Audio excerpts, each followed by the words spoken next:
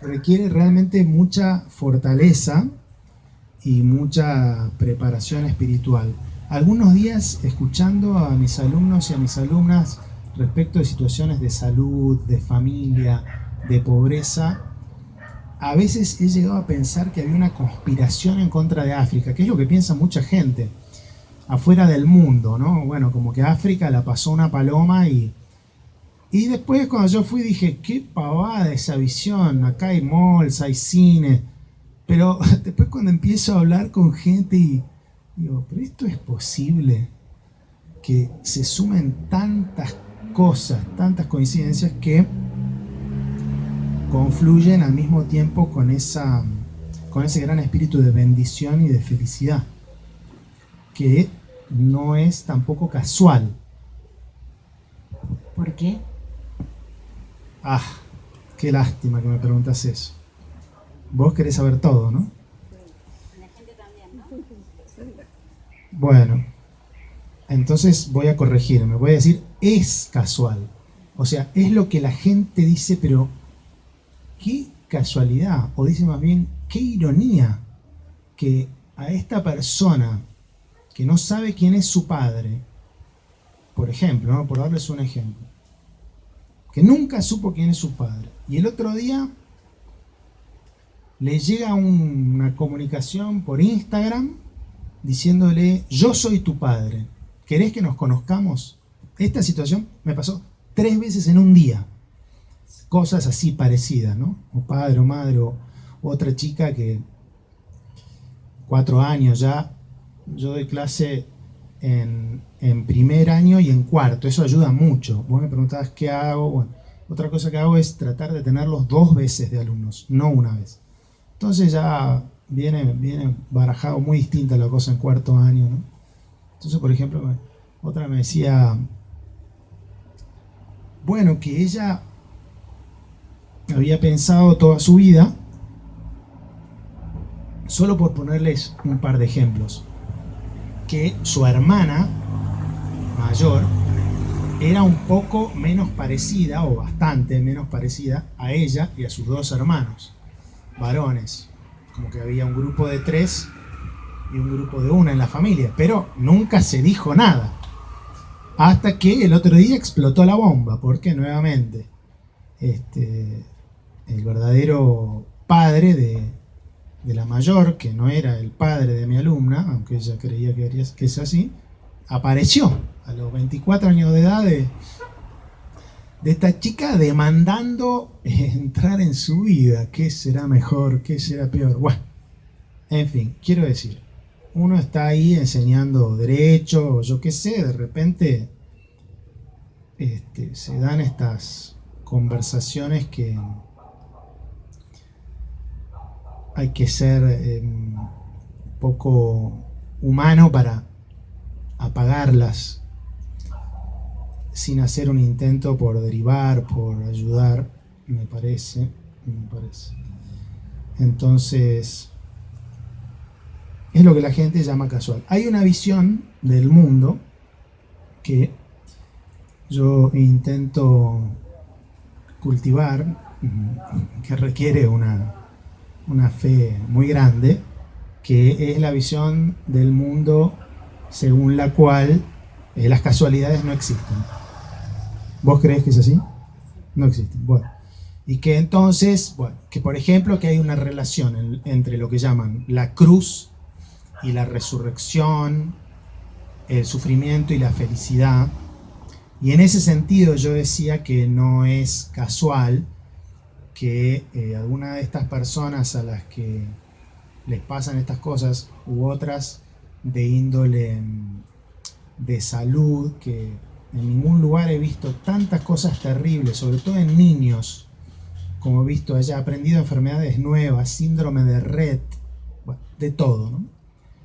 Coincida con un espíritu de don de sí, de alegría, que a veces no se ven en las sociedades capitalistas. Como estamos en la presentación de un libro, vuelvo porque me parece muy importante saber cómo los libros que leemos a temprana edad son capaces de imprimirnos, de inscribirnos a todos en un destino que se despliega, que parece que uno está eligiendo y en realidad la palabra también está eligiendo con nosotros, ¿no? Y no es casual, es causal que estés transitando por estos lares. Y por eso quería preguntarte las primeras inspiraciones, la literatura que ha de alguna manera abierto el ojo al querer algo muy importante que se evidencia también en el primer libro, y es conocer un animal silvestre de frente, sin palabras, encontrarte en esa posición sin defensas, y el gusto de querer encontrar un animal, porque generalmente se dice safari y parece que fuese caza, y no, y es captar la imagen. A veces no es fotográfica incluso, es simplemente una presencia, estar de manera presente, algo como muy antiguo, ¿no? Incluso ante las circunstancias que parecen grandes oleajes. ¿Cuál fue la literatura o los modos que han ido inspirando esta mirada? Creo que mis lecturas de chico fueron parecidas a las de muchos chicos lectores. No muy original, pero ayudado por padres que nos dejaban ver una sola hora de televisión por día, que teníamos que elegir si era la familia Ingalls o qué. Y entonces capaz que eso hacía que leyeran un poco más. Pero era lo típico, colección Robin Hood, B. Dickens, bla. Yo creo que el cambio más grande para mí vino cuando tomé el propósito de leer un número de libros por año, que lo del número, bueno, capaz que no será algo santo de tu devoción, pero a mí me servía como una brújula, como una guía. Y después, como soy bastante cuadriculado o riguroso, la cumplía bastante. Entonces me empecé a proponer leer 14 libros por año, que tampoco es un gran qué, pero... Y para no hacerme trampa, dividiéndolos en categorías de tamaños de libro, asignándoles nomenclatura tenística. Máster 2000, Máster 1000, Máster 500, Máster 250. Y bueno, empezaron a pasar los años y resultó que leí un montón de libros. Los típicos autores, te diría. Después en Kenia agarré varios autores que no conocía que escriben sobre animales y sobre encuentros con animales. Divertido, interesante. Eso también mucho cine también. ¿Qué significa para vos después de haberlo logrado? Porque hay que rezar y encontrarse con un león de frente. No estamos hablando de un perro pequinés. Estamos hablando de un león de frente, ¿sí? Y sin ninguna intención de defenderte de ello, sino confiando en una convivencia pacífica. Contanos, porque nosotros, pocas personas nos encontramos por lo menos con un león de estas características. Contanos qué significa para vos en lo personal, no en la mirada, en lo personal. Yo creo que es parte de tu positividad pensar que se puede tener una convivencia pacífica con un león. Pero te entiendo lo que querés decir. Yo me quedé quieto cuando venía un león que se me venía encima, pero no porque creyera que el león podía no llegar a comerme, sino porque me di cuenta de que no había otra alternativa. No. Mira, pienso que eso es algo en lo que a mí me ha cambiado un poco África, que es que yo no te podría explicar. Es muy irracional la conducta que una persona puede llegar a adoptar en algunas circunstancias que se dan con los animales. Es algo que si vos lo pensás, lo planeás, lo razonás, no lo harías. Entonces, tampoco es porque yo confíe en que el león va a parar y va a decir, pase señor. No, no, no. El león me va a comer. ¿Qué es ver a un león? Tener un león al lado. El león, la verdad que es un buen ejemplo, pero para otras personas no es el león. Para otras personas es el elefante, es la jirafa. Suele ocurrir que cada persona tiene un animal. Es una cosa curiosa, que lo descubre cuando va. Por un tiempo la gente descubre su animal.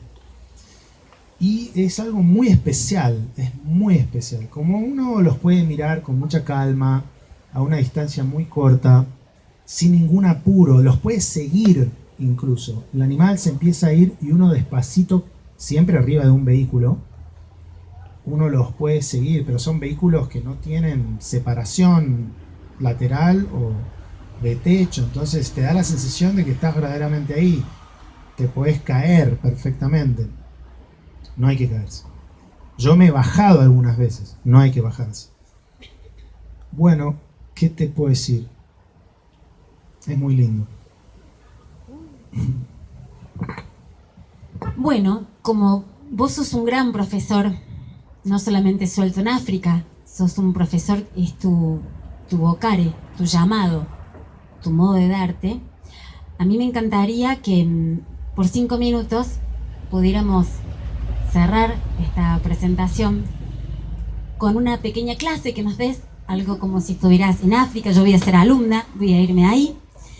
Y por favor te pido que ocupes la escena como un profesor suelto en África y que hagas de cuenta que somos tus alumnos en este momento. ¿Qué quisieras transmitirnos con los libros que te ha dado la universidad que son de tu autoría? Muchas gracias. Yo creo que soledad es todavía peor que un león. Uno no sabe con qué se va a encontrar realmente. Con un león sabés que vas a morir. Pero yo creía que íbamos a hacer otra cosa. Una clase tengo que dar. Ah, no, el león siguió así por el costado y me pasó al lado. No tenía hambre. Es como le dice Robert Redford a Meryl Streep en Out of Africa, que le dice, tuviste suerte de que ya había tomado el desayuno. Se ve que había tomado ya el desayuno, el león. Bueno, una clase. ¿De qué les puedo dar una clase? Vos decís. 5 minutos de algo que quieras cerrar. Que quieras algo para decirnos, cerrar. algo de tus libros, en relación a tus libros. ¿Qué Algo mensaje querrías dejarnos? ¿Qué mensaje? ¿Y qué te parece si les leo del nuevo libro? Dale, ¿O preferís que no? lo que quieras. Bueno, Usted les es el leo. profesor. Bueno, les leo del nuevo libro. Les leo del nuevo libro que empecé a escribir acá en la cumbre, así que si lo llevase a terminar, bueno, lo puedo datar acá y después pedirle a la Dirección de Cultura el auspicio o algo así. Pero para mí fue bastante impresionante que lo empecé a escribir hace 2 semanas, póngale, y a la semana nos reunimos con Soledad para planear esta presentación y ella me hace una serie de provocaciones y sugerencias sobre más autorreferencialidad, etcétera, etcétera. No escribas sobre los demás, sobre lo que ves allá, sobre otros, sino sobre vos. Y casualmente, antes, yo ya había empezado a escribir esta introducción a este posible nuevo libro. A ver, les leo un poco. Se cerró la puerta de mi oficina en el Palacio de Justicia y quedé solo. Me acababan de ofrecer un nuevo trabajo. La propuesta, si la aceptaba, implicaría cambios profundos en mi vida. No era como había ocurrido en el pasado cambiar de un estudio jurídico a otro. También implicaría mucho más que salir de tribunales, donde ahora estaba, para desempeñarme de nuevo en el ámbito privado donde había estado antes. Se trataría, si aceptaba, de una verdadera revolución personal. Dejar la Corte Suprema, donde trabajaba contento hacía 3 años, para pasar a la docencia y la investigación con dedicación exclusiva. Una apuesta incierta y confusa en la Argentina de 25 años atrás, y también apenas menos en la de estos días en los que 25 años después comienzo a relatar esta historia. Mi madre, para quien seguía siendo su bebé, se negaba rotundamente a que diera el sí. No podía ser que me fuera de la corte para transformarme no se sabía bien en qué ni dónde. Al día de hoy, en que disfruta de a ratos los frutos de mi vuelta carnero en el aire, sigue sin perdonarme aquella extraña y poco convencional decisión. Pero antes de tomarla, emprendí un viaje, en el cual conocí a un personaje fundamental de este relato chino, Jaime. Me fui un verano argentino a Oxford, con la finalidad de conocer una universidad verdadera para poder a su vez discernir mejor si aceptar o no la propuesta que había recibido aquel día en tribunales. Luego de un par de meses gozosos en Inglaterra, Oxford fue mi primera Arcadia, y antes de volver a Argentina hice una breve parada en España para acompañar a un amigo en la defensa de su tesis doctoral y de paso desasnarme respecto de lo que era un doctorado. Uno de los miembros del tribunal era Jaime, y si bien no recuerdo ahora con precisión qué dijo en su intervención, me quedaron grabados su estampa anteojuda y su modo de hablar. Pasaron los primeros 5 años de mi vida académica full time, años de grandes luces y largas sombras, y me reencontré con Jaime en Buenos Aires en un curso de doctorado. Él acababa de publicar un libro que a mí, como a tantos otros, nos ayudó en el difícil camino de la escritura de una tesis, un camino plagado de obstáculos y soledades. A pesar de que lo presté infinidad de veces a amigos y alumnos, aún lo conservo con su dedicatoria, a Santiago con admiración. Recuerdo que cuando le pregunté sorprendido, ¿admiración por qué?, me respondió, por tu coraje. Esa respuesta sí que no me la esperaba, pero Jaime, que se había convertido incipientemente en un mentor, conocía ya no solo mis luces, sino también las largas sombras. Se las había compartido en algún café durante el seminario porteño aquel, y por eso sabía lo que decía al hablar de coraje. Cuando dio aquel curso que nos sirvió para reconectar, profesor, yo asistí a una defensa de tesis en la cual usted estuvo en el tribunal, ha de haber sido mi carta de presentación, Jaime ya viajaba hacía un tiempo a Argentina a dar clases y participar de defensas de tesis, aunque yo no me había enterado. A partir de esta ocasión de su curso, cada vez que venía nos juntábamos a tomar un café y a conversar. Hará 15 años, me había doctorado hacía poco, recuerdo que le compartí una nueva preocupación. ¿Cómo iba a ser para lograr que me invitaran a tales o cuales países interesantes para dar clases o conferencias? Me dijo con tono asegurador de tío político un poco mayor que yo, que obviamente no era. No te preocupes, te harás amigos y ellos te invitarán. Si haces las cosas bien, si escribes mucho en inglés y preparas concienzudamente tus clases, saldrá todo solo sin que te lo propongas. Tardé años en entender cuánta razón tenía Jaime, como ocurre a veces con consejos que son profecías también. En tiempos más recientes, y luego de que él me tirase un centro fenomenal para poder desembarcar como profesor visitante en Kenia, nuestros encuentros anuales en Buenos Aires se trasladaron a la terraza del Palacio Duo, siempre en domingos por la mañana. En el último de esos desayunos, este año, hace unos meses, me preguntó: ¿qué proyectos tienes entre manos ahora? Me quiero ir a China.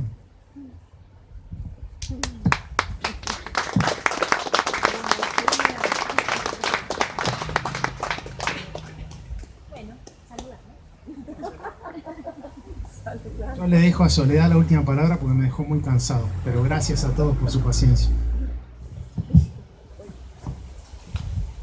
Bueno, primero agradecerles la presencia a todos y que sigamos prendiendo luces por dentro.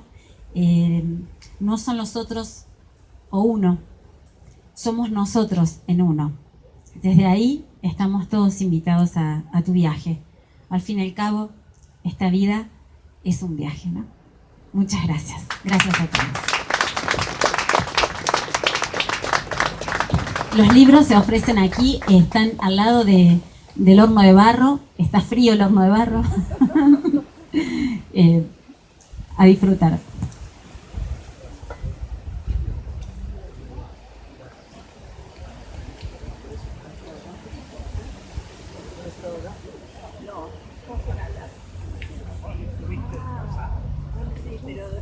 De árbol antiguo. Un año. Tenía un árbol antiguo. ¿De acuerdo de nada? ¿Qué país? Eso me parecía. ¿Cómo son? Digo, en los libros. Cuando salimos de la prisión,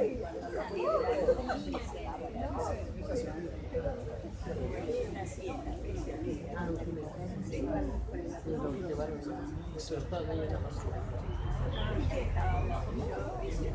sur de Alemania.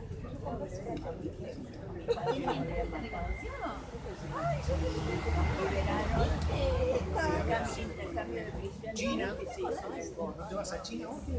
Y ahí ¿Dónde se casa? fuimos a Como el león. Ahora mira cómo se transmitió su historia. para volver a este país,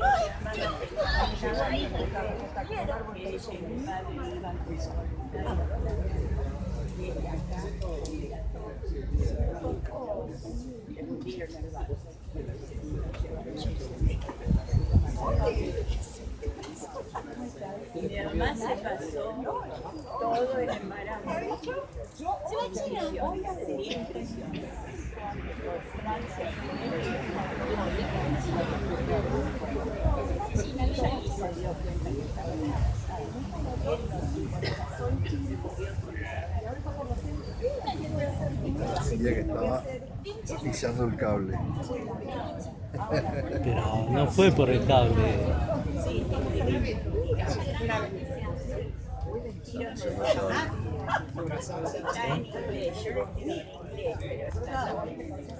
¿Estás filmando todo el tiempo?